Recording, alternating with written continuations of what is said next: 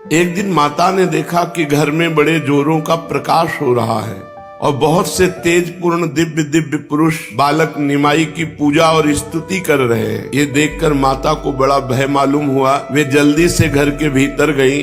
वहां जाकर देखा कि निमाई तो सुखपूर्वक शयन कर रहे हैं, कोई नहीं है। ये बात सची देवी ने अपने पति पंडित जगन्नाथ मिश्र से कही। मिश्र जी ने कहा, हम तो पहले से ही जानते हैं कि कोई महापुरुष हमारे घर पधारे हैं। ये बालक नहीं, ये कोई साधारण बालक नहीं है। एक दिन आंगन में चरण चिन्ह देखे निमाई के, जिनमें ध्वजा वज्र कुश, जो भागवती भगवान के चरण चिन्ह है वो चिन्ह, छोटे छोटे चरण और उनमें ध्वजा वज्र अंकुश आदि चिन्ह। सची देवी बड़ी विस्मित हो गई। जगन्नाथ मिश्र को बुलाया और कहा, देखो ये चरण चिन्ह तो भगवान के हैं। भाग्यवान दंपति उन चरणों की धूल अपने मस्तक पर चढ़ाई। मिश्र जी ने कहा, मालूम पड़ता है कि हम पर कृपा करने के लिए बाल गोपाल ठाकुर स्वयं आंगन में घूमने आए। ये हम लोगों का परम सौभाग्य है। इतने में उन्होंने निमाई के छोटे छोटे चरण तलवे देखे तो उसमें भी वही चिन्ह। बड़े आश्चर्यचकित हुए। जगन्नाथ मिश्र ने निमाई के नाना जो महान विद्वान और ज्योतिषाचार्य थे नीलांबर चक्रवर्ती जी, उनको बुलाया और निमाई के हाथ तथा पैरों की रेखा उन्हें दिखाई। ये सब देखकर चक्रवर्ती महाशय बोले, हमने तो उसी दिन जन्म कुंडली ही देखकर कह दिया था कि ये बालक कोई साधारण बालक नहीं है। भविष्य में इसके द्वारा संसार का बहुत बड़ा कल्याण होगा। एक दिन मिश्र जी ने निमाई से कहा, बेटा भीतर से पुस्तक तो ले आ। निमाई हंसते हुए भीतर चले गए। मिश्र जी को ऐसा प्रतीत हुआ मानो चरणों में नूपुर की ध्वनि आ रही है। उन्होंने सची देवी से पूछा, निमाई को नूपुर तुमने पहना दिए क्या? सची देवी ने उत्तर दिया, नहीं तो नूपुर तो मैंने नहीं पहनाए, देखते नहीं हो उसके पैरों में सिवाय कडूलों के और कुछ भी नहीं है। मिश्र जी समझकर चुप हो गए कि नूपुर ध्वनि क्यों सुनाई दी। निमाई आए और ग्रंथ रखकर चले गए। रोज ऐसी नई भागवती अनुभूतियां सची माता और जगन्नाथ मिश्र को होती कि ये बालक साक्षात भगवान का निज बपू है। एक दिन ये अपनी माता से किसी बात पर झगड़ बैठे। बच्चे और चंचल तो थे ही, अड़ गए अपनी बात पर। माता ने बहुत मनाया, नहीं माने। तब माता रोष में भरकर बाहर जाने लगी। तीनों ने अपने कोमल करों से माता पर थोड़ा थपक मारी। माता का हृदय भर आया। उन्होंने निमाई की अलौकिक लीलाएं और उनकी लोकोत्तर सभी बातें स्मरण होने लगी। वे अपने भाग्य की सराहना करने लगी कि कहाँ मेरे यहाँ ऐसा महापुरुष आ गया। इसी बीच में उन्हें अपनी गरीब अवस्था, दरिद्र अवस्था का भी स्मरण हो आया कि अगर आज हमारे पास सामग्रियां होती तो मैं बहुत लुटाती। मेरे घर में ऐसा महापुरुष आया। दुख के बीच में माता अधीर हो उठी। काश आज मेरे पास वस्तुएं होती, अपने लाला को न्यौछावर करके लाला के ऊपर सबको बांटती। पास पड़ोस की स्त्रियां किसी न किसी बहाने से निमाई के दर्शन करने आती। उन्होंने देखा कि तो मूर्छित पड़ी है तो पंखा से वायु की। निमाई घबरा गए। माता की ऐसी अवस्था देखकर स्त्रियों से पूछने लगे, माँ को क्या हो गया और ये किस प्रकार अच्छी होंगी? उनमें से किसी स्त्री ने कह दिया, यदि इन्हें ताजा नारियल का जल पिलाओ तो अभी ये होश में आ जाएंगे। ये सुनकर छोटे छोटे चरणों से बाहर गए और ताजा नारियल लेकर तुरंत वापस आ गए और नारियल को फोड़कर सची माता को जल पिलाया। वो जब धीरे धीरे होश में आई तो खूब लिपट कर रोते बोले, माँ न जाने मुझे क्या हो जाता है कि मैं तुम्हें इतना तंग करता हूँ। मेरी माँ, अब कभी ऐसा काम न करूँगा। पर सब लोग ये सोचते दरवाजे के बाहर से नारियल कहाँ से ले आए। अलौकिक इच्छा की तुरंत नारियल प्रकट हो गया। एक दिन बाल चपलतावश फिर ये रोने लगे, खूब जोर जोर से रोने लगे। माता पिता ने इन्हें बार बार समझाया, पुचकारा, बहलाया, किंतु ये मानते ही न थे, रो ही रहे थे। अंत में माता ने पूछा, तू चाहता क्या है, क्यों इतना रोता है? मुझे सब बात बता दे, तू जो कहेगा वही चीज तुझे ला दूंगी। आपने रोते रोते कहा, जगदीश और हिरण पंडित के घर जो आज ठाकुर जी के लिए भोग बना है उसे हम लेंगे, उसे हम पाएंगे। ये सुनकर सभी चकित हो गए, पर किसी का साहस नहीं पड़ा कि उनके घर जाकर बिना पूजा किए नैवेद्य को लाकर बालक को दे दे। सभी चुप होकर एक दूसरे के मुख की ओर देखने लगे। निमाई फूट फूट कर और रोने लगे। माता ने बहुत समझाया, बेटा पूजा माई की चीज है, बिना पूजा किए थोड़ी तुम्हें पवा देंगे। जब तक भगवान का भोग नहीं लगता तब तक नहीं खाते, पूजा हो जाने दे, मैं जाकर उनके घर से ला दूंगी। बिना पूजा किए जो बच्चे मिठाई खा लेते हैं उनके कीड़े पड़ जाते हैं दांत में। रो मत, देख तेरे सब साथी तेरी हंसी करेंगे कि अरे निमाई कैसा रोने वाला बच्चा है। माता की इन बातों पर निमाई पर कुछ भी असर नहीं हुआ, वे बराबर रोते ही रहे। किसी ने जाकर उन ब्राह्मणों से बात कह दी। ये दोनों वैष्णव ब्राह्मण पंडित जगन्नाथ मिश्र के पड़ोसी थे और मिश्र जी से बड़ा प्रेम मानते थे। निमाई उनके घर भी जाया आया करता था। इस बात को सुनकर उनके घर के सभी लोगों को बड़ा आश्चर्य हुआ कि निमाई को कैसे पता चला कि हमारे घर नैवेद्य तैयार हो गया है और हम भोग लगाने वाले हैं। कुछ भी हो, बड़ी प्रसन्नता से नैवेद्य लेकर निमाई के पास आए। निमाई ने भगवत भाव में सभी सामग्रियों को थोड़ा थोड़ा पा लिया और फिर रोना शांत किया। माता को इनकी ऐसी चेष्टाओं पर बड़ा दुख होता। वो सोचने लगी इस पर जरूर कोई भूत पिशाच का चक्कर है। माता को अपना बच्चा बच्चा ही लगता है, इसलिए उन्होंने देवताओं के नाम से द्रव्य उठाकर रख दिया। बड़ी देवियों की पूजा की, मनौतियां मनाई कि हमारा निमाई ठीक हो जाए, इसमें भूतों का आवेश होता है। वे निमाई की ऐसी दशा देखकर मन में किसी अशुभ बात की शंका करके डर जाती और बच्चे की मंगल कामना के निमित्त भांति भांति के उपाय सोचती। धीरे धीरे निमाई की अवस्था 5 साल के लगभग हुई। पिता ने इनका अक्षरारंभ कराया, लिखने के लिए हाथ में पट्टी और खड़िया दी। भला इन्हें क्या पढ़ना था, ये तो सभी कुछ पढ़े पढ़ाए ही आए थे। पिता को दिखाने के लिए तो कभी ये पट्टी पर कुछ उल्टी सीधे लकीरें करने लगते, किंतु वैसे पढ़ते कुछ भी नहीं। खड़िया को लेकर शरीर में मल लेते, लंबे लंबे माथे पर तिलक लगा लेते और माता से कहते, अम्मा देख तेरे घर में एक वैष्णव आया है, कुछ भिक्षा देगी क्या।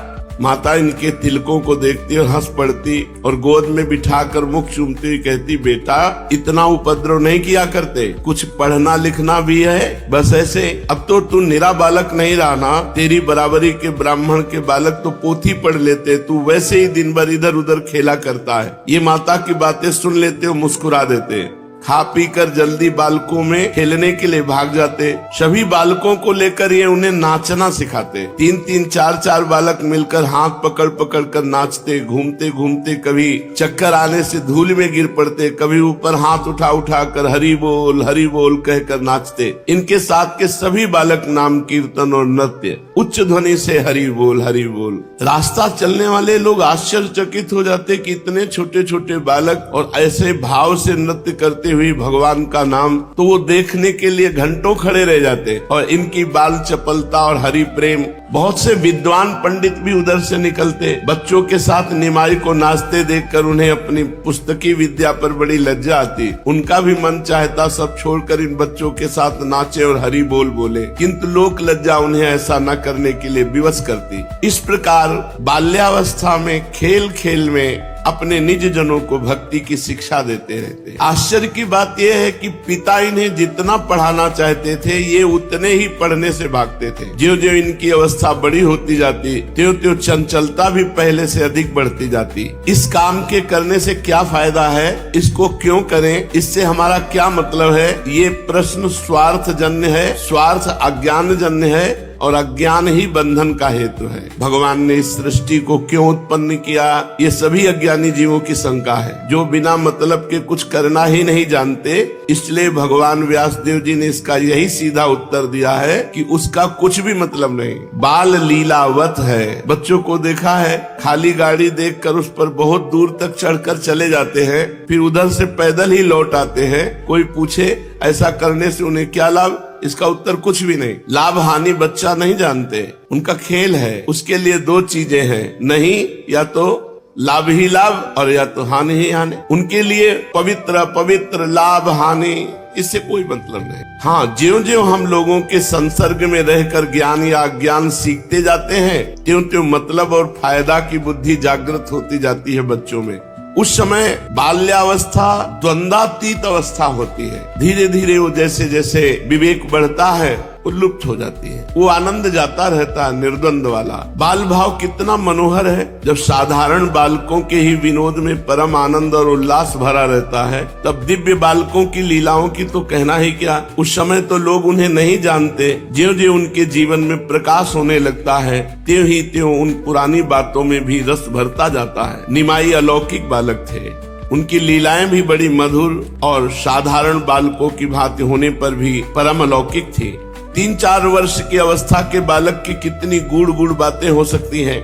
एक दिन माता ने देखा निमाई एकदम नंग धड़ंग है। फिर इधर उधर से चीर उठाकर लपेट ली, सारे शरीर में धूल लपेट ली और एक घूरे पर अशुद्ध हानियों पर जाकर बैठ गए और हानियों में से कालिख लेकर मुंह और माथे पर काली काली लंबी लंबी रेखाएं खींच ली। शरीर में जगह जगह काली बिंदी लगा ली और एक कूटी हुई हाड़ी को खपड़े से बजा बजा कर गा रहे हैं। स्वर्ण जैसे शरीर पर भस्म के ऊपर काली काली बिंदी बहुत ही भली मालूम होती थी। जो उधर से निकलता वो इन अवधूत को देख करके आनंद हो जाता और खड़ा हो जाता। पर निमाई अपने राग में मस्त थे, उन्हें दीन दुनिया का कुछ भी पता नहीं। किसी ने जाकर ये समाचार सची माता को सुनाया। माता दौड़ी दौड़ी आई और 2-4 मीठी मीठी प्रेम युक्त कड़ी बातें कहकर डांटने लगी। निमाई तू बहुत बदमाशी करने लगा है, भला ब्राह्मण का बेटा होकर ऐसे अपवित्र स्थान में ऐसे ऐसे बैठना। आपने कहा अम्मा स्थान क्या अपवित्र और क्या पवित्र, स्थान तो सभी एक से हैं। हाँ, जो स्थान भगवान की पूजा नहीं की जाती, भगवान का नाम उच्चारण नहीं किया जाता, वो अपवित्र है, वहाँ बैठना ठीक नहीं है। इन हानियों में तो भगवान का प्रसाद बनाया गया है, फिर भला ये हानियां अपवित्र कैसे हो सकती हैं? और मैं नाम कीर्तन कर रहा हूँ तो ये जगह अपवित्र कैसे हो सकती है? माता ने डांट कर कहा बहुत ज्ञान मत छांट, जल्दी से उठ और स्नान कर। निमाई भला कब उठने वाले थे, वे तो वहीं डटे रहे। फिर वही अपना राग अलापना शुरू किया, हरि बोल हरि बोल। माता ने जब देखा वो किसी तरह नहीं उठता तो स्वयं जाकर इनका हाथ पकड़कर उठा लाई और घर में आकर इन्हें स्नान कराया और स्वयं स्नान किया। बाल उचित लीलाएं करते, कभी किसी कुत्ते के बच्चे के पूंछ पकड़कर उसे वो के करता, फिर उसे गोद में उठा लेते, फिर दूल्हा। ऐसा ठाकुर जी भी करते, कोई बच्चे को ऐसे गोद में, फिर साथ घर लेकर आते, दूध भात खिलाते, दिन भर उसे अपने पास रखते। माता ये देखती बहुत अंदर से दुख होता है। वो यदि उसे घर से भगा देती तो खूब रोते। कभी किसी पक्षी को पकड़ने दौड़ते, जब पकड़ में ना आता तो रोने लगते। कभी गौ के छोटे बच्चे के साथ खेलते और उसके कान में धीरे धीरे न जाने क्या क्या बातें करते। सबके घरों में बिना रोक टोक धीरे धीरे जाने लगे। कोई कहती निमाई हम तुम्हें मिठाई देंगी, जरा नाच तो आप कहते पहले मिठाई दो तब नाचेंगे। तो वो लड्डू या पेड़ा इन्हें देती, ये मुंह में भर लेते और दोनों हाथ उठा करके हरि बोल ऐसा कहकर नाचने लगते। इस प्रकार घर घर जाकर खूब आनंद मचाते और खूब खाने पीने को माताएं देती। स्त्रियां इन्हें बहुत प्यार करती, कोई केला देती, कोई मेवा देती, कोई मिठाई देती। ये सबसे ले लेते और अपने साथियों को पवाते और खूब पाते और खूब नाम कीर्तन। बचपन से सभी को अपनी तरफ आकर्षित करने में बड़े प्रवीण थे। संपूर्ण नवद्वीप के लोग जो इनको देखता इन्हीं का हो जाता। एक दिन ये बाहर दौड़े दौड़े आए और जल्दी से माता से बोले अम्मा अम्मा बड़ी भूख लग रही, कुछ खाने के लिए हो तो दो। माता ने कहा बेटा बैठ जा, अभी दूध और चिवड़ा लाती हूँ, उन्हें तब तक खा ले, फिर झट से भात बनाऊंगी। ये कहकर माता ने भीतर से लाकर एक कटोरे में दूध और चिवड़ा इन्हें दिया। माता तो देकर भीतर चली गई, दूध चिवड़ा न खाकर पास में पड़ी मिट्टी को खाने लगे। माता ने जब आकर देखा कि निमाई तो मिट्टी खा रहा तो जल्दी से कहने लगी अरे निमाई तू ये क्या कर रहा है, मिट्टी क्यों खाता है? आपने भोली सूरत बनाकर कहा अम्मा तैने भी तो मुझे मिट्टी लाकर ही दी, ये सब मिट्टी से उत्पन्न हुई वस्तुएं मिट्टी ही तो है, तो वो मिट्टी और इस मिट्टी में क्या अंतर है? माता ने कहा मैंने तो तुझे दूध चिवड़ा दिया है, उसे न खाकर तू मिट्टी खा रहा है। आपने कहा माँ क्या ये सब मिट्टी नहीं है? क्या ये सभी पदार्थ तत्वता मिट्टी में नहीं, मिट्टी में बन जाएंगे? मिट्टी खाओ, मल बना मिट्टी बन गया। माता ने इतना छोटा बच्चा इसको ऐसे कैसे ज्ञान है? पुचकार कर बोली बेटा सब मिट्टी है लेकिन काम अलग अलग है। घड़ा भी मिट्टी है, रेत भी मिट्टी है, तो घड़े में ही पानी भर सकता है, रेत में नहीं। ऐसे ही मिट्टी खाकर पेट खराब हो जाएगा, इसके खाने से हमारा जीवन चलेगा। इसलिए सबका काम अलग अलग है। आपने मुंह बनाकर कहा हाँ ऐसी बात तो है, तो हमें पहले क्यों नहीं बता दिया?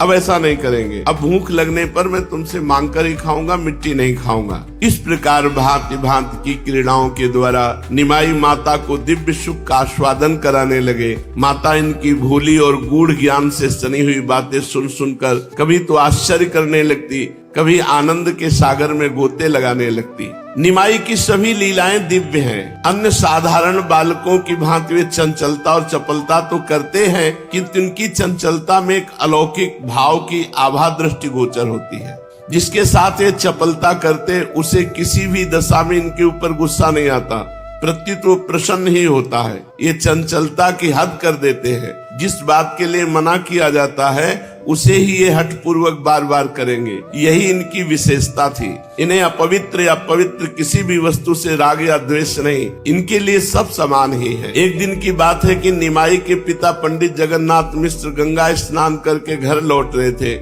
उन्होंने अपने घर के समीप एक परदेसी ब्राह्मण को देखा। देखने में वो ब्राह्मण किसी शुभ तीर्थ का प्रतीत होता था। उसके चेहरे पर तेज था, माथे पर चंदन का तिलक था, गले में तुलसी की माला थी, मुख से प्रतिक्षण भगवान नाम जप कर रहा था। मिश्र जी ने ब्राह्मण को देखकर नम्रता पूर्वक उसके चरणों में प्रणाम किया और अपने यहाँ आतिथ्य स्वीकार करने की प्रार्थना की। मिश्र जी के शील स्वभाव को देखकर ब्राह्मण ने उनका अतिथि होना स्वीकार किया और वे उनके साथ ही साथ घर में आए। घर पहुंचकर मिश्र जी ने ब्राह्मण के चरणों को धोया, उस जल को अपने परिवार के सहित सिर पर चढ़ाया, घर में छिड़का, आचमन किया। इसके अनंतर विधिवत अर्घ पाद्य आचमनी तथा फल फूल के द्वारा ब्राह्मण की पूजा की। पश्चात भोजन बना लेने की भी प्रार्थना की। ब्राह्मण ने भोजन बनाना स्वीकार कर लिया। सची देवी ने घर के दूसरी ओर लीप पोत कर ब्राह्मण की रसोई की सभी सामग्री जुटा दी। पैर धोकर ब्राह्मण देव रसोई में गए। दाल बनाई, चावल बनाया, साग बनाया, आलू भूनकर उनका भुर्ता बना लिया। सची देवी ने पापड़ दे दिया, उन्हें भूनकर ब्राह्मण ने को रख दिया। सब सामग्री बन जाने पर ब्राह्मण ने एक बड़ी थाल में चावल निकाले, दाल भी हांडी से निकालकर थाली में रखी, केले के पत्ते पर साग और भुर्ता रखा, भुने पापड़ रखे और आसन में बैठ गए। सभी पदार्थों में तुलसी पत्र डाले, आचमन करके भगवान का ध्यान करते हुए आवाहन किया। आंखें बंद करके सभी पदार्थों को विष्णु भगवान के अर्पण करने लगे। इतने में घुटनों के बल धीरे धीरे चलते हुए चुपके से निमाई जी आए और सब भोग पाने लगे। ब्राह्मण ने जब कुछ आवाज सुनी तो आंख खोल के देखा तो सामने ये भोग पा रहे हैं। ब्राह्मण एकदम चौंक उठा, जोर से कहने लगा, अरे ये क्या हो गया। इतना ही सुनते निमाई भयभीत की भांति वहाँ से भागने लगे। मिश्र जी दौड़े, हाय हाय इसने सब रसोई अपवित्र कर दी। कोलाहल सुनकर सची देवी भी वहां आ गई। मिश्र जी बालक निमाई को मारने के लिए दौड़े। निमाई जल्दी से जाकर माता के गोद में लिपट गए। इतने में ब्राह्मण आ गए। उन्होंने मिश्र जी को पकड़ लिया और बड़े प्रेम से कहने लगे, आप तो पंडित हैं, सब जानते हैं, भला बच्चे को चौके चूल्हे का क्या ज्ञान। इसके ऊपर आप गुस्सा न करें, भोजन की बात है, थोड़ा चना चरवण खाकर जल पी लेते हैं। सभी को बड़ा दुख हुआ। आसपास के 2-4 और ब्राह्मण आ गए। सभी ने मिलकर ब्राह्मण से फिर प्रार्थना की। सभी की बात को ब्राह्मण टाल न सके।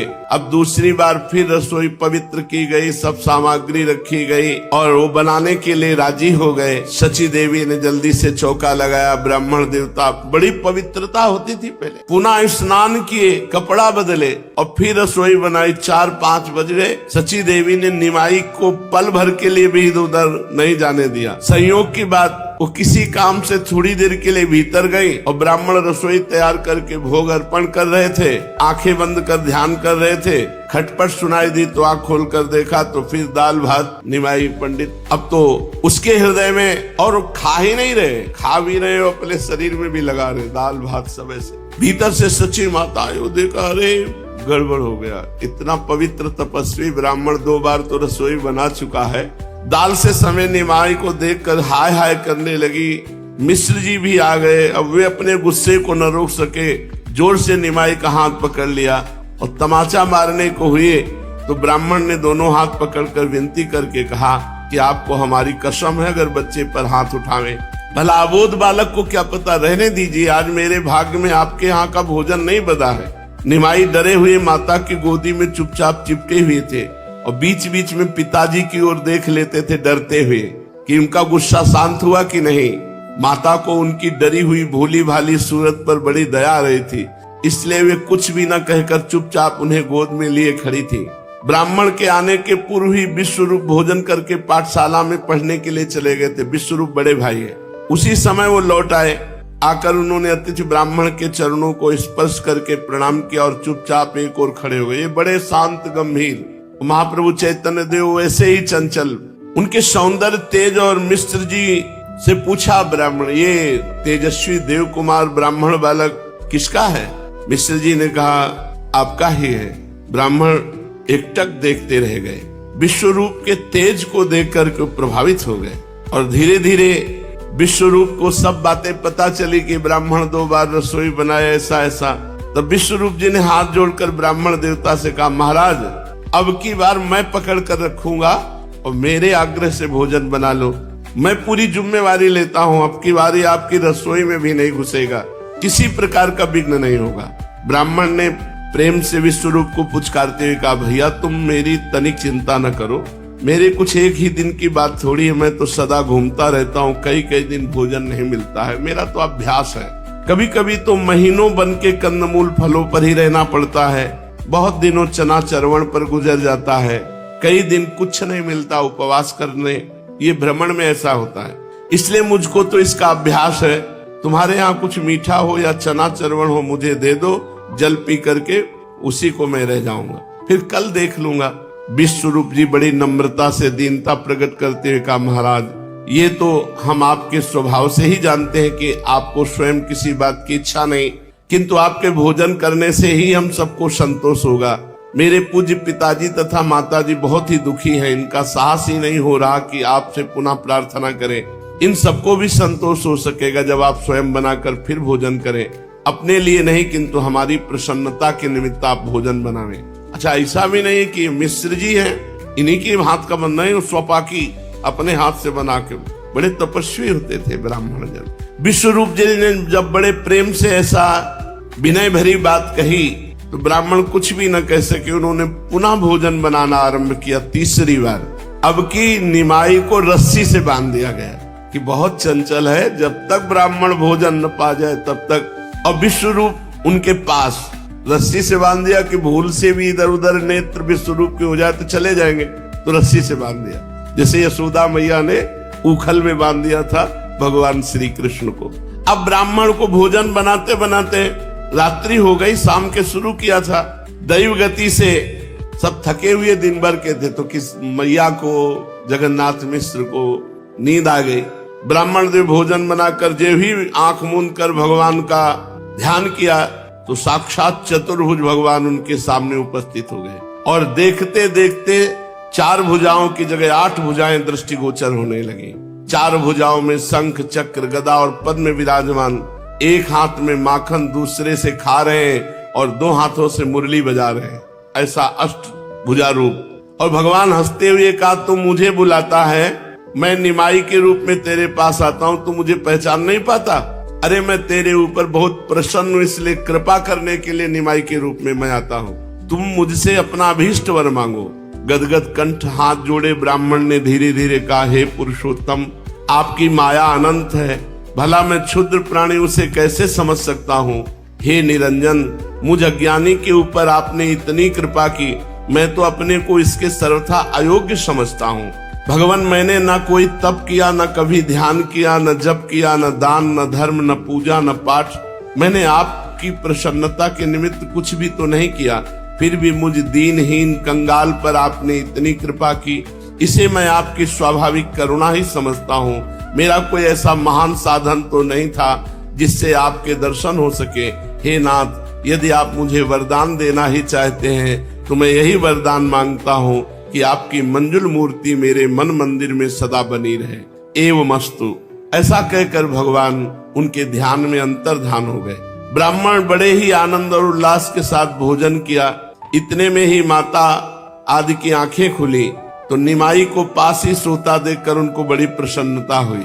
जब देखा कि ब्राह्मण बड़े प्रेम से प्रसाद पाकर निवृत्त हो गए हैं तब तो उन्हें परम संतोष हुआ।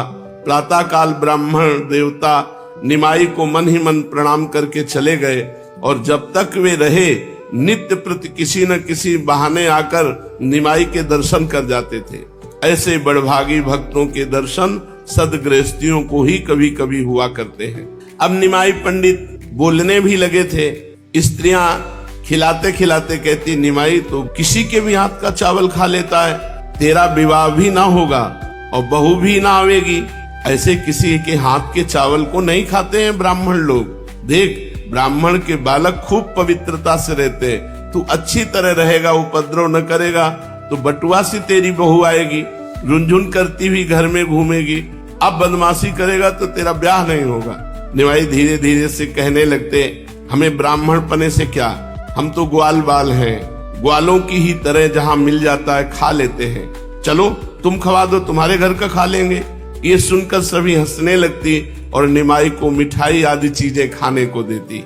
इतनी चंचलता करते रहने पर भी सबका प्यार निमाई के प्रति अधिकाधिक बढ़ता ही जाता था। निमाई की चंचलता में माता पिता को एक अपूर्व आनंद आता था। मिश्र जी तो मनुष्य के स्वभाव के कारण कभी कभी बहुत चंचलता से ऊब करके नाराज भी हो जाते, किंतु माता का हृदय तो सदा बच्चे की बातें सुनने के लिए छटपटाता ही रहता है। सच है, बच्चे की बोली में मोहिनी विद्या है। संसार में बच्चे की तोतली बोली से बढ़कर बहुमूल्य वस्तु और कोई हो ही नहीं सकती। देखा गया है, प्रायः माता का सबसे छोटी संतान पर बहुत अधिक ममत्व होता है। निमाई मिश्र जी की वृद्धावस्था में उत्पन्न हुए थे, इसलिए उनका भी इनके प्रति आवश्यकता से अधिक स्नेह था। इतनी चंचलता करने पर भी मिश्र जी उन्हें बहुत अधिक डांटते फटकारते नहीं थे, इसलिए ये मिश्र जी के सामने भी चंचलता करने में नहीं चूकते थे। सबसे अधिक तो ये माता के सामने उपद्रव करते। माता के सामने इन्हें तनिक भी संकोच नहीं होता। पिता के सामने थोड़ा संकोच करते और भाई विश्वरूप के सामने तो कभी उपद्रव ही नहीं करते। उनके सामने तो गंभीर और शांत रहते। उनसे तो ये बहुत ही अधिक संकोच करते। विश्वरूप भी इनसे अत्यधिक स्नेह करते, किंतु वह स्नेह अव्यक्त होता। प्रायः वो अपने प्रेम को लोगों के सामने प्रकट नहीं करते थे। निमाई भी ऐसे ही उनका मन बहुत आदर करते थे। उनके आते ही भोले भाले बालक की तरह चुपचाप उनके पास बैठ जाते या बाहर उठकर चले जाते। अब ये पिताजी के साथ गंगा स्नान करने को भी जाने लगे। विश्वरूप सबकी धोती, तेल और भींगे आंवले लेकर आगे आगे चलते और मिश्र जी उनके पीछे होते। निमाई कभी तो पिताजी की उंगली पकड़कर चलते, कभी भाई का वस्त्र पकड़े हुए चलते। रास्ते में चलते हुए इधर उधर देखते जाते। पिताजी से भांति भांति की ऊट पटांग प्रश्न भी करते जाते। मिश्र जी किसी का तो उत्तर दे देते और किसी का टाल देते। कभी कभी आप दोनों से अलग होकर चलने लगते। इस पर विश्वरूप इन्हें बुलाकर झट से गोद में ले लेते। गंगा स्नान करके मिश्र जी तथा विश्वरूप ये संध्या वंदन करते। ये भी बैठकर उन्हीं की तरह करते। जैसे वो लोग जल छिड़कते तो ये भी जल छिड़कते, वो आचमन करते तो ये भी आचमन करते, वो सूर्य अर्घ देते खड़े होकर तो ये भी सूर्य अर्घ देते। कभी कभी तेल लगाकर स्नान करने के अनंतर फिर बालू में लौट जाते। पिता फिर से इन्हें स्नान कराते। घर में आकर ये सब बातें अपनी माता से कहते। स्त्रियां पूछती, बेटा निमाई तुमने संध्या की? तब आप पद्मासन लगाकर बैठ जाते और आंखें बंद करके धीरे धीरे ओठ हिलाने लगते और नाक बंद करके प्राणायाम का अभिनय करते। जब ये छोटे छोटे हाथों को उठाकर सूर्य की ओर टकटकी लगाकर उपस्थान का ढंग दिखाते, तब स्त्रियां हंसने लगती। इसी प्रकार ये जिसकी भी किसी की भी नकल करते। बड़ा चांचल्य, बड़ा हंसी आनंद। एक दिन मिश्र जी के साथ ये गंगा स्नान करने गए। स्नान करने के अनंतर मिश्र जी प्रायः पास के भगवान के मंदिर में दर्शन करने जाया करते थे। ये भी शाम के समय कभी कभी बालकों के साथ उसमें आरती देखने और प्रसाद लेने चले जाते थे। आज दोपहर को भी ये मिश्र जी के साथ मंदिर में चले गए। मिश्र जी ने जिस प्रकार साष्टांग प्रणाम किया उसी प्रकार इन्होंने भी किया। उन्होंने प्रदक्षिणा की, तब ये भी प्रदक्षिणा करने लगे। पिताजी को हाथ बांधे देकर इन्होंने भी हाथ जोड़ लिया और इधर उधर देखते भालते हाथ जोड़े जगन मोहन में बैठ गए। पुजारी जी ने मिश्र जी को चम्मच में थोड़ा केसर कपूर मिश्रित प्रसादी चंदन दिया। इनका ध्यान तो उस तरफ था ही नहीं।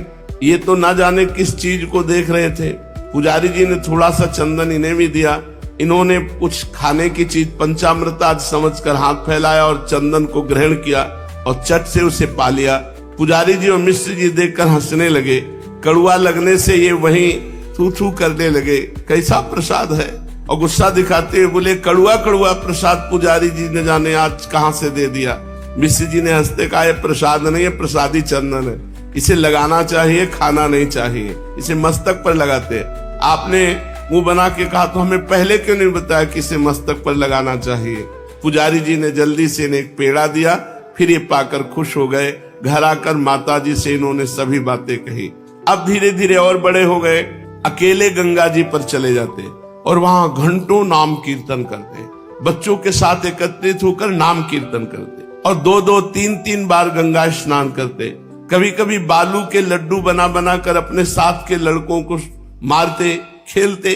गंगा जी में पत्र पुष्प निकाल निकाल कर उनमें से बालू में बाग बनाते और नाना प्रकार की बाल लीलाएं करते। मिश्र जी ने बहुत समझाते कि बेटा पढ़ना लिखना चाहिए, किंतु ये उनकी बातों पर ध्यान ही न देते। दिन भर बालकों के साथ खेला ही करते। एक दिन मिश्र जी को इन पर बड़ा गुस्सा आया। ये इन्हें पीटने के लिए गंगा किनारे गए। सची देवी जी ने देखा मिश्र जी को बहुत क्रोध है, वे भी गंगा किनारे उनके पीछे पीछे चल दी। वहां ये बच्चों के साथ खूब उपद्रव कर रहे थे। मिश्र जी तो गुस्से में भरे हुए थे। इन्हें उपद्रव करते देखकर वे आपे से बाहर हो गए। इन्हें पकड़ने के लिए दौड़े। ये बड़े चालाक थे। पिता को गुस्से में अपनी ओर आते देखकर ये खूब जोर से घर की तरफ भागे। रास्ते में माता मिल गई। झट से उनसे जाकर लिपट गए। माता ने गोद में उठाकर छुपा लिया। माता कहती थी तू बहुत उपद्रव करता है, किसी की बात नहीं मानता, आज तेरे पिता तुझे खूब पीटेंगे। इतने में मिश्र जी आ गए और वे बाह पकड़कर इन्हें सची देवी की गोद में से खींचने लगे। माता चुपचाप खड़ी थी। इसी बीच और भी 10-5 आदमी इधर उधर से आ गए। सभी मिश्र जी को समझाने लगे, अरे बच्चा है, समझता नहीं है, धीरे धीरे पढ़ने लगेगा। आप पंडित होकर भी बच्चे पर इतना गुस्सा करते हो, नहीं करना चाहिए। सब लोगों के समझाने पर मिश्र जी का गुस्सा शांत हुआ। पीछे उन्हें अपने ऊपर पश्चाताप भी हुआ कि इतना क्रोध नहीं करना चाहिए। उसी दिन रात्रि को स्वप्न में एक महापुरुष प्रकट हुए और जगन्नाथ मिश्र महाप्रभु चैतन्य देव के पिताजी को स्वप्न में कहा कि आप अपने इस पुत्र को साधारण पुरुष ही समझ रहे हैं, ये अलौकिक महापुरुष है, इसे पीटना नहीं, गुस्सा मत किया करो। ये ठीक नहीं जैसे आप अपने बच्चे के साथ व्यवहार करते हैं, क्योंकि महापुरुष है आपका बच्चा। स्वप्न में मिश्र जी ने उत्तर दिया कि देखो, ये चाहे महापुरुष हो या साधारण पुरुष हो, जब ये हमारे यहाँ पुत्र रूप में प्रकट हुए तो हम इनकी भत्सना करेंगे और इनके थप्पड़ भी मारेंगे। ये हमें अधिकार दिया है। जब हमारे पुत्र रूप में प्रकट हुए तो हम इनको डांटेंगे भी, इनको पीटेंगे भी। ये हमारा धर्म है, पुत्र को शिक्षा देना, इसलिए शिक्षा देने के निमित्त हम ऐसा जरूर करेंगे। दिव्य पुरुष ने कहा, इन्हें कुछ सीखना नहीं है, ये सब सीखे सिखाए महापुरुष हैं। इन्हें कुछ पढ़ना नहीं है, सब शास्त्र इनके कंठ में विराजमान है। आप इन्हें व्यर्थ में परेशान मत किया करें। इस पर इन्होंने कहा, पिता का तो यही धर्म है कि वो अपने पुत्र को सदा शिक्षा ही देता रहे, फिर चाहे पुत्र कितना ही गुणी तथा शास्त्रज्ञ क्यों न हो। मैं अपने धर्म का पालन अवश्य करूंगा और आवश्यकता होने पर इनको दंड भी दूंगा। महापुरुष मुस्कुरा दिए और अंतर्धान हो गए। प्रातः काल ये इस बात पर सोचते रहे, कालांतर में इस बात को भूल गए। इनकी अवस्था ज्यों ज्यों बढ़ती गई त्यों त्यों महाप्रभु चैतन्य देव की त्यों त्यों इनकी कांति और दिव्य प्रतीत होने लगे। शरीर से हृष्ट पुष्ट, सभी अंग सुगठित, मनोहर। शरीर में इतना बल था कि वे 4-4, 5-5 लड़के मिलकर भी इन्हें पराजित नहीं कर सकते थे। पर इनके चेहरे से चंचलता सदा छिटकती रहती।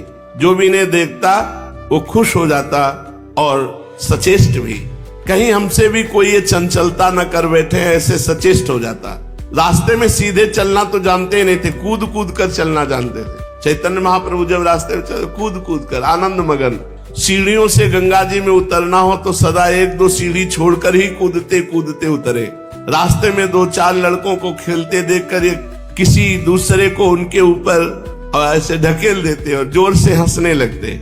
गंगा किनारे पर छोटी छोटी कन्याएं पूजा सामग्री लेकर देवी तथा गंगा जी की पूजा करने जाती। आप उनके पास पहुंच जाते हो, कहते सब नैवेद्य हमें चढ़ाओ, तुम्हें मनोवांछित वर मिलेगा। छोटी छोटी कन्याएं इनकी बातें सुनकर मुस्कुरा देती और ये कहते जरूर मुझे खवाओ कुछ, तो जो मिठाई पूजा के लिए लाती वो इन्हें दे देती। तो वरदान देते, जाओ तुम्हें खूब रूपवान सुंदर पति मिलेगा। किसी से कहते तुम्हारा विवाह धनी के यहाँ होगा, किसी से कहते तुमने मिठाई अच्छी पवाई 5 बच्चों की माँ बनोगी। ऐसे ऐसे मजाक विनोद करते। किसी से कहते तूने हमें भाव से नहीं खिलाया तो 11 बच्चे की मां बनेगी तू, ऐसे। और वो लड़कियां रोज दिखाती हुई कहती निमाई तुम ऐसी बातें मत किया करो हमसे, नहीं हम तुम्हें मिठाई नहीं देंगी। बहुत सी कन्याएं जब मिठाई ना दे करके भागती तो आप हंसते हंसते कहते भाग जाओ तुम्हें काना पति मिलेगा। हमें मिठाई लिखवाई ना तो एक काना पति मिलेगा। अगर धनी भी होगा तो बहुत कंजूस होगा। अब 5-5 सौत होंगी तुम्हारे घर में, जाओ ना खवाओ मिठाई हमें। और लड़का तो पैदा नहीं होगा, लड़की पैदा होगी तुम्हारे, ऐसा कहते हैं। ये लड़कियां सुन करके हंसने लगती और लौट कर आकर मिठाई देती तो कहते नहीं मिठाई दे दिया, अब वो वरदान कच्चे अब पक्के वरदान सुन, तुम्हें दूल्हा अच्छा मिलेगा, तुम्हारे लड़का होगा, ऐसे विरोध करते। किसी से कहते हमारी पूजा करो, गंगा किनारे किसी से कहते लाओ माला हमें पहनाओ, ऐसे।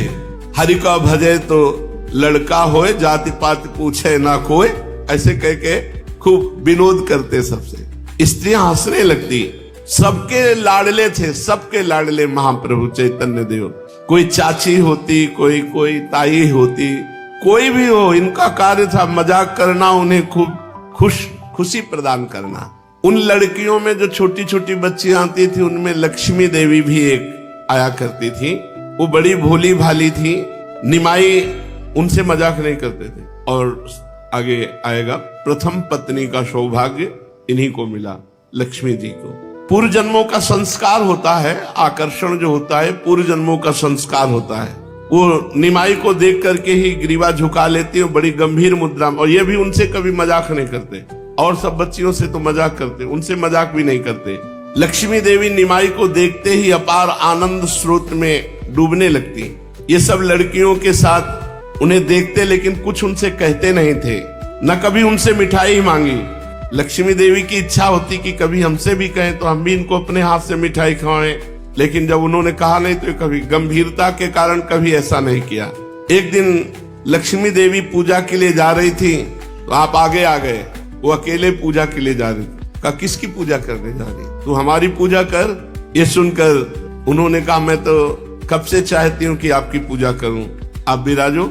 और उनकी पूजा करने लगी। छोटी बच्ची है भाई, छोटे महाप्रभु भी है। छोटी छोटी पतली पतली उंगलियों से कांपते हुए निमाई के मस्तक पर चंदन लगाया, अक्षत लगाया, माला पहनाई, नैवेद्य और हाथ जोड़कर प्रणाम किया। निमाई ने कहा तुम्हें ऐसा देवतुल्य रूपवान गुणवान पति प्राप्त हो जो तुम्हारे हृदय को प्रिय हो।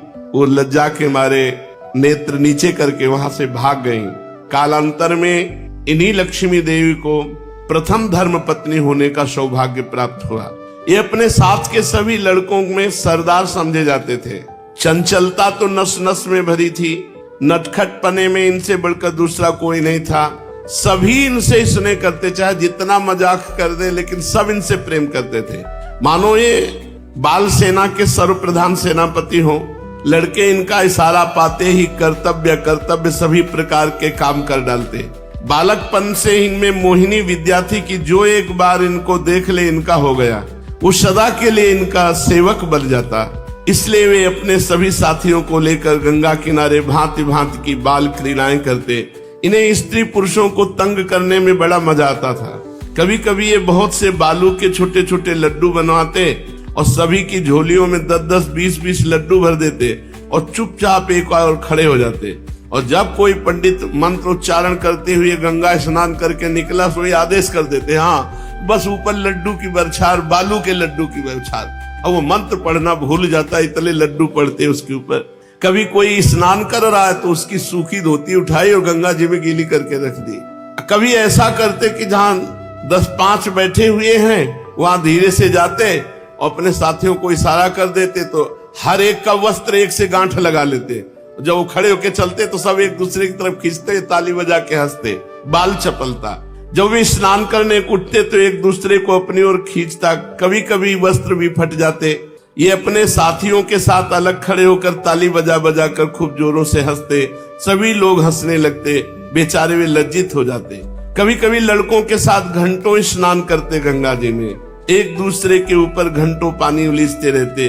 किसी को कच्छप बनाकर आप उसके ऊपर चढ़ जाते, कभी धोती में हवा भरकर उसके साथ गंगा जी के प्रवाह की ओर बहते, कभी उस धोती के फूले हुए गुब्बारे में से हवा के बुलबुले निकालते, कभी स्त्रियों के घाटों पर चले जाते, पानी में डुबकी लगाकर कछुए का रूप बना लेते और स्त्री स्नान करने वाली माताओं के चरण पकड़ लेते। स्त्रियां चीत्कार करके जब बाहर निकलती तो हंसते हुए जल के ऊपर आकर सबसे कहते, देखो हम कैसे कछुए बने, डर गई ना। स्त्रियां मधुर मधुर बातें करती हुई चल तू आज घर चल, सची मैया से तेरे को आज दंड दिलवाएंगी, मिश्र जी तुझे मारते मारते ठीक कर देंगे। कोई कहता इतना दंगली लड़का तो हमने नहीं देखा। दंगली माने उपद्रव करने वाला, ये तो हद कर देता है। हमारे लड़के भी तो हैं लेकिन ऐसे नहीं है। तो सबके लड़के निमाई पंडित थोड़ी होते हैं, वे हमारी बातें मानते हैं। कोई कहती न जाने इस छोकरे में क्या जादू है कि उपद्रव इतना करता है फिर भी गुस्सा नहीं आता, बहुत प्यारा लगता है। स्त्रियों की भांति पुरुष भी इनके भांति भांति के उपद्रवों से तंग आ जाते। देखो बाल अवस्था जैसे भगवान श्री कृष्ण की, गोपियां दूध दूहने के लिए जाने के समय जो होता था उसके पहले ही बछड़े छोड़कर सब गाय दूध पी गए। बछड़े गायों का वो गई तो वहां देखा तो सब एक से कभी बछड़ों की पूंछ पकड़ लेते, उन्हीं के साथ दौड़ते। जैसे भगवान की बाल लीलाएं ऐसे महाप्रभु चैतन्य देव की। बहुत लोग जाकर के पिताजी से शिकायत करते, जगन्नाथ मिश्र से। स्त्रियां भी और पुरुष भी उल्हाना देती। वो सोचते कि ये बालक है क्या, इतना उपद्रव करता है। सची देवी तो सभी की खुशामद करती और विनय के साथ कहती, अब मैं क्या करूं, मान लो तुम्हारा ही लड़का है, अगर तुम्हारा लड़का होता ऐसा उपद्रव करता तो तुम क्या करती। ऐसे जैसे यशोदा मैया सब गोपियों से विनय करती, समझाती, जितना चाहो माखन ले लो लेकिन कोई अशुभ मत बोलना। सची माता हाथ जोड़कर सबसे कहती, मैं बहुत मना करती हूँ पर वो नहीं मानता है। देखो अगर तुम्हारी बस चले तो पकड़ कर खूब पीटा करो। स्त्रियां हंस पड़ती, मन मन खुश हो जाती। एक दिन कई पंडितों ने जाकर निमाई की मिश्र जी से शिकायत की और कहा, आप जाकर दिखाओ, तुम्हें पता चल जाएगा कि उपद्रव की मूर्ति बना हुआ है। ये सुनकर मिश्र जी गुस्से में भरकर गंगा किनारे गए तो किसी ने ये संवाद जाकर निमाई से कह दिया। निमाई ने जल्दी से दूसरे रास्ते होकर घर आ गए और अपने शरीर पर खड़ी आदि लगाकर माता से बोले, अम्मा मुझे तेल दे दे, मैं गंगा स्नान कराऊं। आ रहे गंगा किनारे से ही और चुपचाप कहा ऐसा। माता ने कहा, अभी तक तेने गंगा स्नान नहीं किया। आपने कहा, अभी स्नान कहाँ किया, अब मुझे तुम तेल और धोती दो तो गंगा किनारे जाऊंगा। ये कहकर आप तेल हाथ में लेकर धोती बगल में दबाकर गंगा जी को बड़े धीरे धीरे चल रहे आराम से, और मिश्र जी उधर गुस्सा में आ रहे हैं गंगा किनारे से। यहाँ निमाई आया था, बच्चों से सबसे पूछा, बच्चे पहले सिखाए पढ़ाए हुए थे। उन्होंने कहा आज तो नहीं आए इधर, आज इधर नहीं आए। मिश्र जी ने कहा तो ब्राह्मणों ने झूठ शिकायत की। ऐसे उधेड़ बुन में लौट रहे थे तो देखा ये तेल और धोती बगल में दबाए। बंगाल में स्नान के पहले तेल लगाने की प्रथा है। मिश्र जी लौटने लगे तो देखा कि, उन्होंने कहा क्यों रे तू इतना उपद्रव क्यों करता है। तो आपने कहा उपद्रव, हम तो जानते ही नहीं उपद्रव किसे कहते हैं। ये ब्राह्मण लोग पता नहीं क्यों हमारे पीछे पड़े हैं। अभी हम गंगा जी जा रहे हैं स्नान करने के लिए। अम्मा भी यही बात कहती थी कि तू बहुत उपद्रव करता है। नहीं, तुम्हारी शिकायतें बहुत आ रही हैं। मैं तो केवल पढ़ना और गंगा स्नान करना, इसके सिवा तो कुछ करता ही नहीं। महाप्रभु ने कहा, और उपद्रव, अभी तो गंगा जी जा रहा हूं, उपद्रव अभी काम नहीं किया। ऐसे ही ठाकुर जी करते, जब गोपियां उल्हाना देने आती तो आराम से पहले भाग के दूसरी गली से आते और अपने सैया पर शयन। जब वो शिकायत करते तो कहते, मैया ये काहे को आए हैं, तुम्हारी शिकायत। मैया अभी तो मैं सो रहा हूं, सो के उठा हूं, देखो ना हमारी आंखें। ये सब ऐसे आकर के हमारे ऊपर झूठा आरोप लगाती है। ऐसे जैसे चंचल नटखट ठाकुर जी, वैसे ही महाप्रभु चैतन्य देव जी। हमें पता है कि ये कुछ स्त्रियां, कुछ पंडित लोग हमारी खुशी नहीं देख सकते। चैतन्य महाप्रभु ने कहा, और ये शिकायत आकर के करते हो, हमें पिटवाना चाहते, हमें पता है, पहले से पता है। मिश्र जी चुप हो जाते क्योंकि अब कोई प्रमाण नहीं है। अब वो महाप्रभु गंगा जी की ओर धीरे धीरे चुपचाप चले जाते और लड़कों में जाके कहते, देखा कैसा हमारा प्लान फिट हो गया। उपद्रव भी किया और पिताजी भी चुपचाप चले गए। इस प्रकार आप ऐसी बाल लीलाएं करते। माता पिता को इनकी इस चांचल्य वृत्ति से बहुत ही आनंद प्राप्त होता। विश्वरूप 12 वर्ष के हो गए थे किंतु वे जन्म से ही गंभीर, कभी कोई चंचलता नहीं। बहुत बड़ा आदर करते थे जगन्नाथ मिश्र, क्योंकि वो गंभीर, जो बोले बहुत विचार पूर्वक बोले, कोई चंचलता नहीं। अच्छा, 12 वर्ष बड़े थे चैतन्य महाप्रभु से, तो अब इनकी 16 वर्ष की अवस्था हो गई थी विश्वरूप जी की। प्राप्ते तु 16 वर्षे पुत्रम मित्रवादाचरेत। शास्त्र में आज्ञा है कि जब लड़का 16 वर्ष का हो जाए तो व्यवहार मित्रवत करना चाहिए। मिश्र जी बड़ा प्यार और सम्मान करते विश्वरूप जी का। एक दिन माता ने भोजन बनाकर तैयार कर लिया, किंतु विश्वरूप अभी तक पाठशाला से नहीं आए। श्री अद्वैताचार्य की पाठशाला में पढ़ते थे। आचार्य की पाठशाला मिश्र जी के घर से थोड़ी दूर गंगा जी की ओर थी। माता ने निमाई से कहा, बेटा निमाई देख, तेरा दादा अभी तक भोजन करने नहीं आया, जाकर उसे पाठशाला में से बुला ला। बस इतना सुनना था कि ये बिना वस्त्र पहने ही वहां से पाठशाला की ओर चल पड़े। शरीर की कांति तपाए हुए स्वर्ण की भांति सूर्य के प्रकाश के साथ मिलकर झलमल झलमल कर रही थी। गौर वर्ण शरीर पर स्वच्छ साफ धोती बड़ी ही भली मालूम पड़ती थी। निमाई आधी धोती ओढ़े हुए बड़े बड़े विकसित कमल के समान सुंदर स्वच्छ नेत्र मुखचंद्र की शोभा को द्विगुणित कर रहे थे। आचार्य के सामने हंसते हंसते इन्होंने भाई से कहा, दादा चलो, भात तैयार हो गया, अम्मा तुम्हें बुला रही। विश्वरूप ने निमाई को गोद में उठा लिया और स्नेह से बोले, निमाई तुमने आचार्य देव को प्रणाम नहीं किया, प्रणाम करो। ये सुनकर निमाई कुछ लजाते हुए मुस्कुराने लगे। वे लज्जा के कारण भाई विश्वरूप की गोद में छिपे से जाते थे। आचार्य से आज्ञा लेकर विश्वरूप घर चलने को तैयार हुए। निमाई विश्वरूप का वस्त्र पकड़े उनके पीछे खड़े हुए थे। अद्वैताचार्य ने निमाई को खूब ध्यान से देखा। आज पहले ही पहल उन्होंने निमाई को भली भांति देखा। देखकर उनके शरीर में बिजली सी कांप गई। उन्हें प्रतीत होने लगा कि मैं इतने दिनों से भवभयहारी जनार्दन भगवान की उपासना कर रहा हूँ। वे ही जनार्दन साकार रूप धारण कर इस बालक के रूप में मुझे अभय प्रदान करने आए हैं। उन्होंने मन ही मन निमाई के चरणों में प्रणाम किया और अपने भाव को दबाते हुए कहा, विश्वरूप ये तुम्हारा भाई है? विश्वरूप ने नम्रता पूर्वक कहा, हाँ आचार्य देव, ये मेरा छोटा अनुज है, बड़ा चंचल है। आपके सामने ऐसे चुपचाप भोले बालक की भांति खड़ा है। आप इसे गंगा किनारे या घर में देखें तो पता चलेगा कितना कौतुकी है। संसार को उलट पलट कर डालता है। माता तो इसे तंग हो गई है इससे। आचार्य सुनकर हंसने लगे। निमाई विश्वरूप की आड़ में से छिपकर आचार्य की ओर देखने लगे। विश्वरूप का वस्त्र पकड़कर जाते जाते 2-3 बार मुड़कर आचार्य की तरफ देखा और आचार्य ने निमाई की तरफ देखा। आचार्य तो चेतना शून्य होते जा रहे थे। वे ठीक ठीक समझ ना पा रहे थे कि जैसे भगवान के रूप में हमारा चित्त आकर्षित होता, वैसे इस बालक के ऊपर हठात आकर्षण हो रहा है। यही अद्वैताचार्य गौरांग देव के विशेष पार्षद बने आगे चलकर, जिनके द्वारा गौरांग अवतारी माने जाने लगे। इसलिए अब ये जान लेना जरूरी है कि अद्वैताचार्य कौन है और इनकी पाठशाला क्या है। ये शेष चर्चा आगे। श्री राधा वल्लभ लाल की।